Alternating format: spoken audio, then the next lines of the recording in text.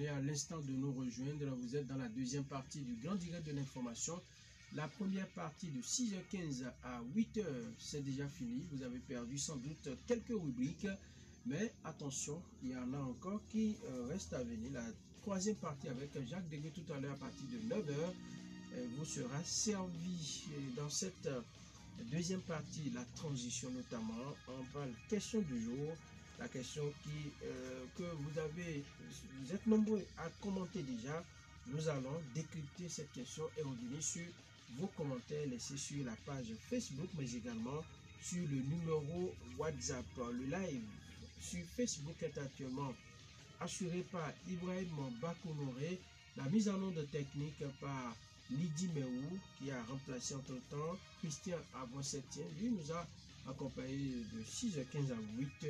C'est comme ça que ça se passe ici. Toute une équipe pour concevoir votre journal, votre édition, le Grand Direct de l'information.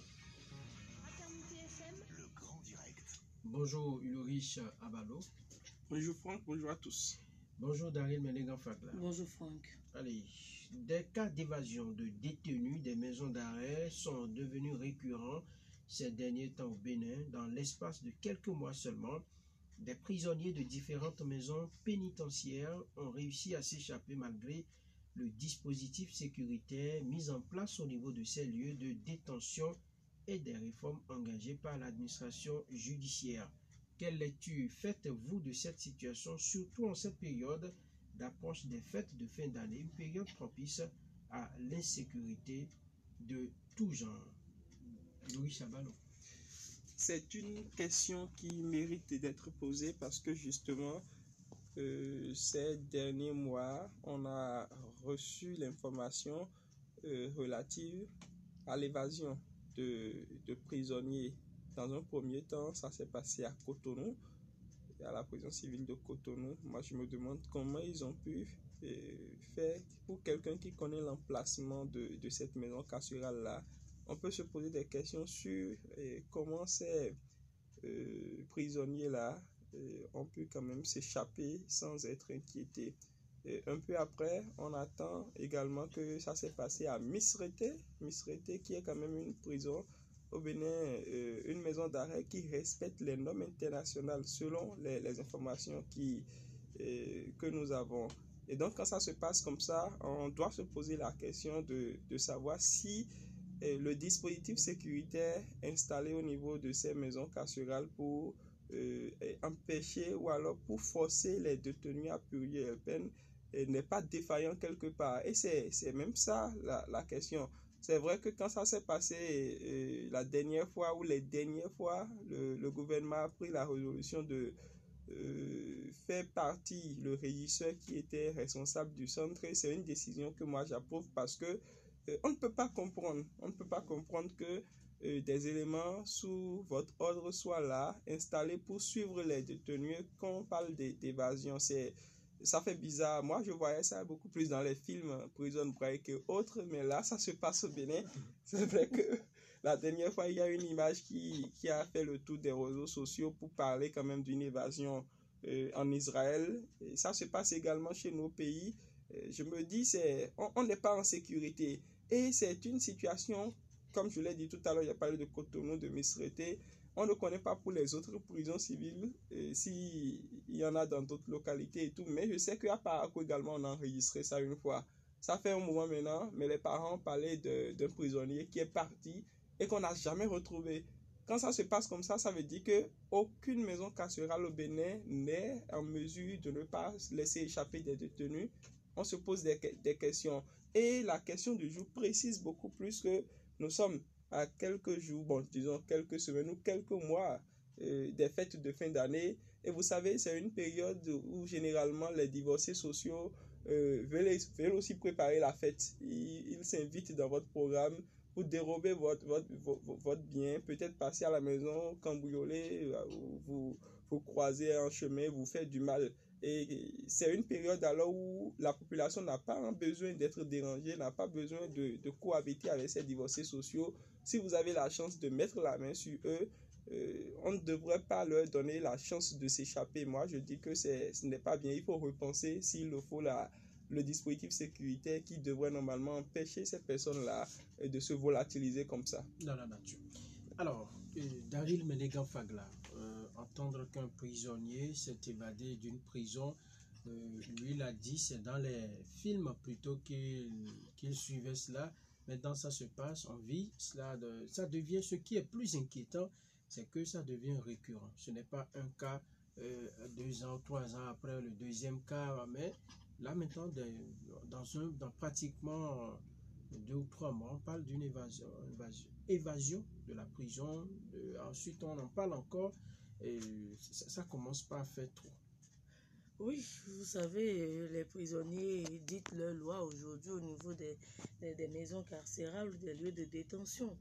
Parce que ça devient récurrent depuis quelques mois déjà, pour ne pas dire quelques semaines. On parle d'évasion des prisonniers et beaucoup plus au niveau de la prison d'Abomey-Calavi. Je dis bien beaucoup plus. Et ces genres d'histoires qui ont fait partie, je dirais, plusieurs régisseurs déjà. Et on vient d'installer encore un régisseur il y a à peine 2 semaines. Et voilà qu'on parle encore d'une autre évasion. Je crois qu'aujourd'hui, les prisonniers trouvent des stratégies, des stratégies, je ne sais pas si c'est de bonnes stratégies pour quand même s'évader. Parce que ça pose un problème d'abord de dispositif sécuritaire au niveau de nos maisons carcérales.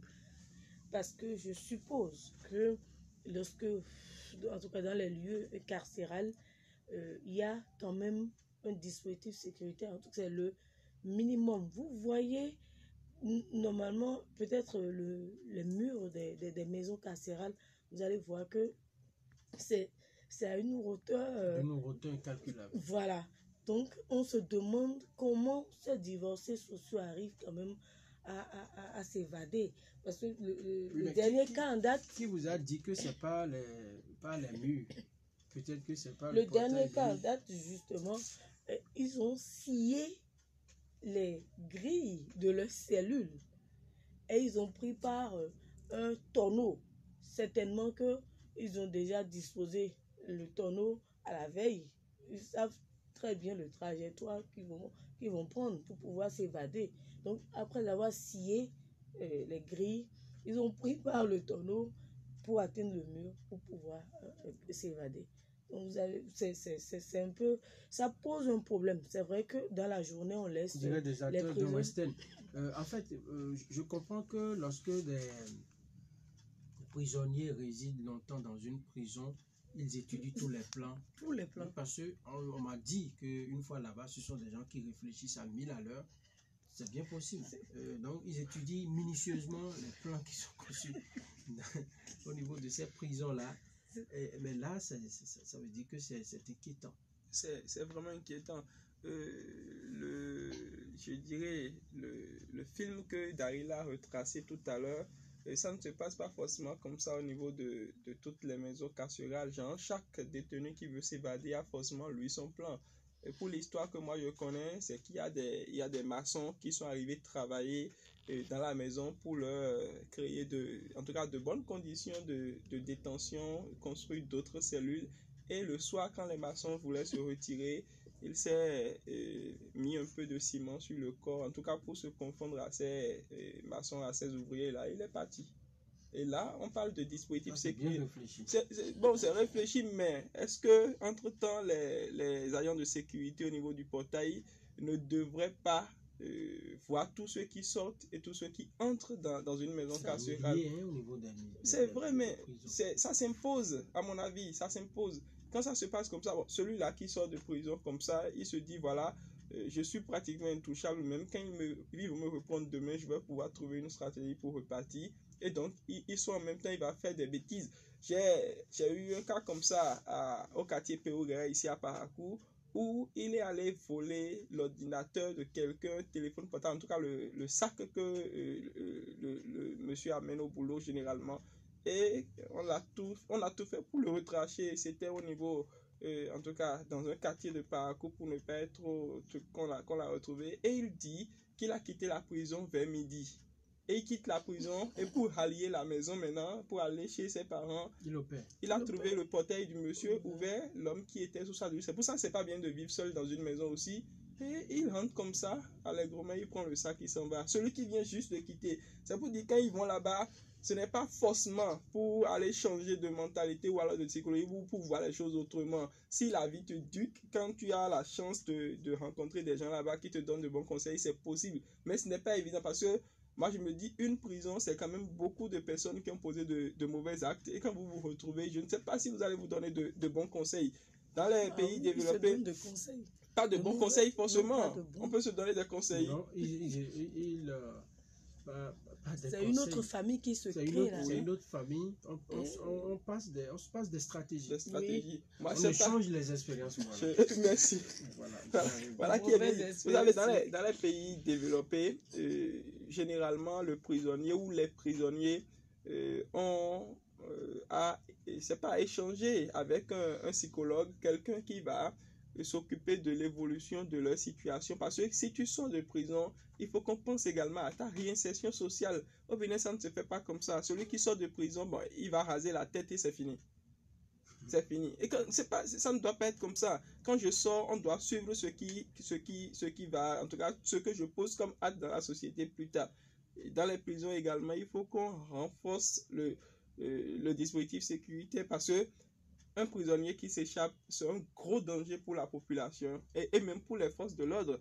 Il faut le dire parce que quand il était encore en détention, quand il ne s'était pas encore échappé, c'est qu'il voyait les éléments de ces militaires ou alors en tout cas ces forces de l'ordre qui sont chargées de leur sécurité. Si entre-temps il y avait un compte à rendre avec quelqu'un, celui qui est libre peut vous faire du mal. Donc ça n'arrange personne qu'un prisonnier s'évade.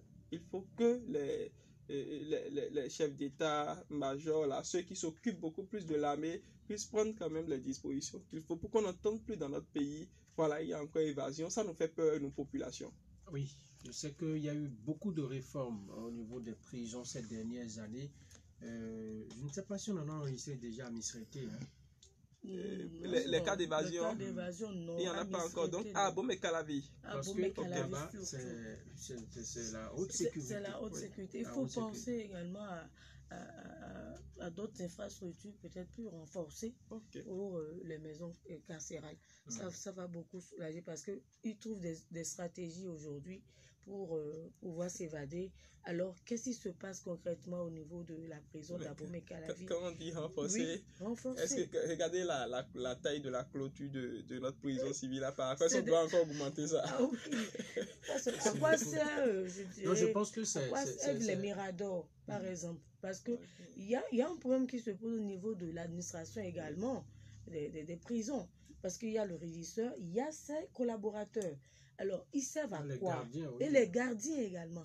Ils servent à quoi? Parce qu'au niveau du Mirador, on voit tout ce qui se passe, même à des heures indues au niveau de la prison civile. Non, moi, je pense que ces deux-là sont arrivés à s'évader. Il y a cet aspect-là aussi qu'il faut souligner. Par exemple, au niveau de notre prison ici, à Parakou, pour ce que je vois pratiquement tous les jours, il y a des fois où vous ne voyez aucun soldat au niveau du sentinelle. Alors, c'est dit normalement que quelqu'un devrait être là pour voir les mouvements dans la maison. Peut-être qu'il y a des heures pour monter la garde en haut. Par exemple, si les prisonniers sont à l'intérieur, enfermés dedans. Bon, ce n'est pas nécessaire de rester en haut. Ah oui, c'est nécessaire. C'est ce que moi je dis. Bon, je suppose. Je dis, lorsque par exemple, ils sont tous enfermés, peut-être lors des visites et tout ça, monter la garde. C'est parce qu'il s'est dit enfermé que lui, il a pris pas tonneau maintenant pour atteindre la clôture. Donc, moi, je pense que c'est nécessaire de rester là. Où est-ce qu'ils ont trouvé d'abord les instruments pour scier les grilles? Il y a tout un tas de choses qu'il faut voir. Beaucoup de questionnements. Beaucoup de questionnements. Mais le plus important, c'est de les rechercher, de les retrouver, de les ramener à la maison pour éviter... L'autre qui s'est évadé il y a quelques semaines, 2 voire 3 semaines, on l'a retrouvé dans le mono. On l'a retourné encore. À la maison. Bon, on a dit ces 2 derniers, par exemple, qui se sont évadés encore, ce sont des coutumiers du fait. Donc, certainement qu'ils vont encore trouver d'autres stratégies ou bien ils ont déjà contaminé d'autres dans cette même cellule-là et qui vont s'évader par la suite. Oui, Donc, parce il qu'ils faut n'ont pas, revoir le ils n'ont pas dispositif. mis en branle le plan tout seul. C'est sûr que c'est Voilà, toute une chaîne. c'est Oui, toute une chaîne. Généralement, les Donc, évasions, c'est beaucoup de les personnes. évasions vont se poursuivre certainement. Mais est-ce que ce n'est pas dû, à votre avis, Louis Chabalo, à un petit manque d'attention de la part de ceux-là qui assurent la sécurité, par exemple? Par exemple, celui qui s'est mis du ciment. Du ciment, par exemple, pour partir, il a trompé la vigilance de l'agent de sécurité, du soldat, je vais dire. Mais vous savez, ça ne se passe plus maintenant, depuis l'avènement du régime Talon. En son temps, quand ça se passait, le policier, bon pas policier, le soldat n'avait pas forcément la responsabilité de rester au portail.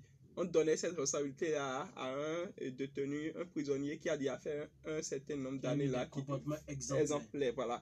C'est lui qui reste au portail pour suivre ça. Est-ce que c'est une complicité ou alors sa vigilance a été réellement trompée pour que ce prisonnier-là s'échappe? Voilà. C'est des questions à se poser. Et quand on dit que ça peut être que les soldats ont été trompés ou alors qu'ils ont manqué d'attention, je me dis ça ne devrait pas arriver. Mais les soldats que nous avons au Bénin qui sont dans les camps, ils font quoi? Entre-temps, le président Yaïbouni avait trouvé la stratégie de les faire travailler où ils étaient déversés dans les usines de coton dans le temps. Je sais qu'il y avait une telle réforme là. On les voyait sur le terrain, mais là, ils vont dans les camps, c'est vrai. Qu'est-ce qu'ils font concrètement? Et même les prisons civiles ne seront pas bien surveillées. Moi, je trouve qu'il y a un problème qui se pose. S'il faut revoir la formation de ces soldats-là, il faut le faire pour que nous soyons vraiment, qu'on se sente en sécurité parce que c'est utile pour avoir la paix du cœur. Les soldats devraient normalement être très vigilants et les réformes, s'il le faut, doivent être, je sais pas, entreprises pour aider à mieux organiser la sécurité au niveau donc des maisons carcérales dans notre pays. Misreté, tout à l'heure, on l'a dit, à cause des normes qui sont respectées, il n'y a pas encore eu d'évasion et c'est sûr qu'il n'en aura pas dans notre pays. Alors que les autres prisons civiles également puissent quand même respecter les normes. S'il faut reconstruire, s'il faut doter, en tout cas nos villes ou les localités qui en ont besoin de prisons civiles, de grands standings, il faut qu'on y pense, il faut qu'on investisse de l'argent parce que c'est la sécurité, c'est très capital. Les commentaires sur Facebook, Brice Dambadé, il faut un renforcement du dispositif sécuritaire, il faut corser la détention aux récidivistes d'évasion en les mettant au cachot avec un dispositif de vidéosurveillance. Ce n'est pas une première dans l'histoire. On en a vu pour la Palestine avec les Israélites.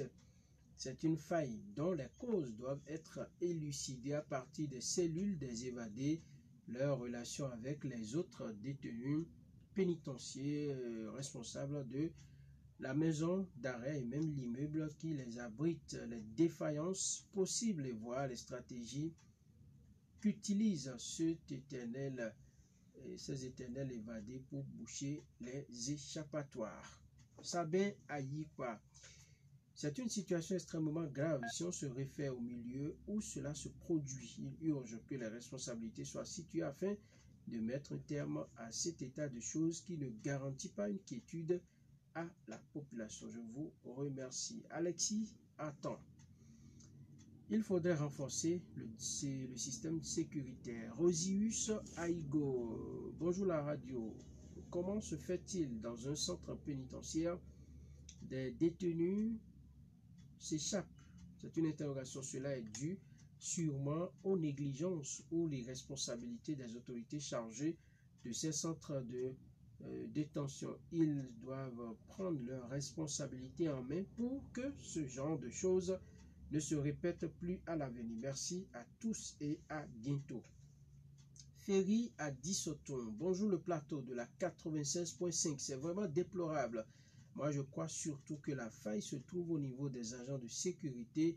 Parfois, c'est en complicité avec ces agents de garde que les prisonniers prennent la fuite. Il va falloir mettre des personnes de confiance pour mettre fin à ces évasions de prisonniers. Je suggère que des enquêtes bien approfondies soient menées pour le bien-être de tous. C'était Ferry à Dissoton depuis le quartier des Sages. Augustin Dodou Dovono.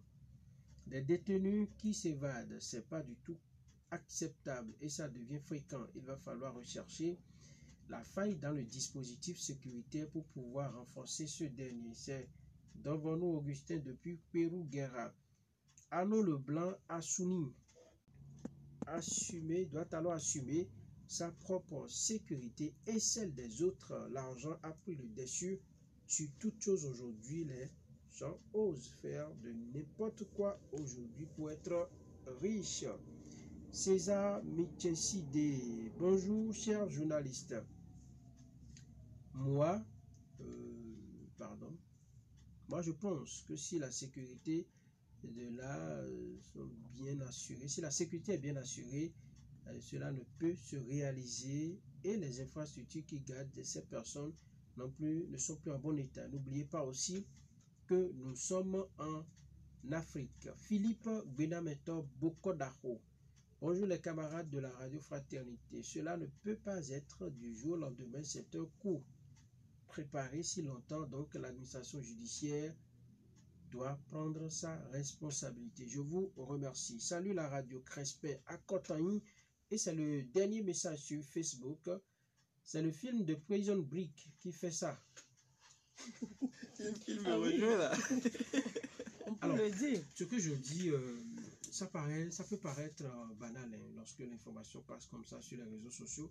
Mais là, vous savez, quelqu'un va en prison. Celui qui va en prison, il a certainement eu Maya parti avec une autre personne qui a convoqué, il est allé devant le tribunal. Bref, il y a eu deux parties et lui s'est retrouvé en prison. Le juge qui a prononcé la sentence, même les gardiens qui gardent la prison, même les journalistes qui commentent, les populations, tout le monde est en insécurité à partir de ce moment. Ah oui, tout le monde est en insécurité si un prisonnier arrive à s'évader. Parce que c'est grave, c'est très grave. Parce que l'expérience a montré que si quelqu'un peut-être a jugé sa peine et il ressort à cause peut-être parce qu'il a eu à voler ou il devient encore, je dirais, un cas social. Parce que lorsque vous allez en prison, alors vous développez d'autres comportements. C'est tout au monde, on ne peut pas maîtriser le rouage, en tout cas tout ce qui se passe au niveau d'une prison. Mais vous êtes plus formé et quand vous sortez, vous êtes déjà un habitué des faits. C'est-à-dire pour aller voler, pour aller cambrioler et tout, alors vous devenez encore plus un cas social. Donc je crois que c'est toute la population béninoise qui est en sécurité quand on parle d'évasion des prisonniers. Et surtout que nous sommes déjà pratiquement à la veille des fêtes de fin d'année. Quand on entend ce genre d'évasion, alors là, il y a lieu de s'inquiéter. Qu'est-ce qu'il y a lieu de faire aujourd'hui? C'est de vite retrouver ces évadés-là, les ramener dans les cellules et renforcer plus la